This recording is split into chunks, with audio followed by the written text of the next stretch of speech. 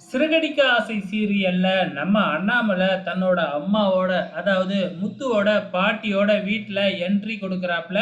ஏன்னா பாட்டி மயக்கம் போட்டு விழுந்துட்டாங்க. ஹாஸ்பிட்டல்ல பேச்சு மூச்சு இல்லாம இருக்காங்க அப்படின்னு சொல்லியிருந்தாங்க இல்லையா?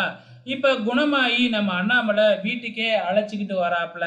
ஆனா இங்க தான் எல்லாருக்கும் ஒரு மிகப்பெரிய அதிர்ச்சியான ஒரு விஷயம் காத்துக்கிட்டு இருக்கு.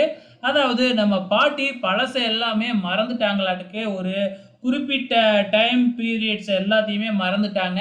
ஸோ விஜயாவுக்கு இப்பதான் கல்யாணம் ஆயிருக்கு. அதாவது தன்னோட பையனுக்கும், பொண்ணுக்கும் இப்பதான் கல்யாணம் ஆயிருக்கு அப்படிங்கிற மாதிரி அந்த இதுல இருக்கிறத வச்சிருக்காங்களாட்டுக்கு.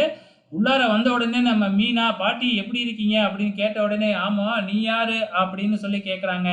அங்க இருக்கிற விஜயா, அண்ணாமலை தவிர மத்த எல்லாத்தையுமே, "நீ யாரு? நீ யாருன்னு?" தான் கேட்குறாங்க. அதுக்கப்புறம் தான் நம்ம அண்ணாமலையே சொல்றாப்ல, பாட்டிக்கு பழசெல்லாம் மறந்து போச்சு அப்படின்னு சொல்லிட்டு.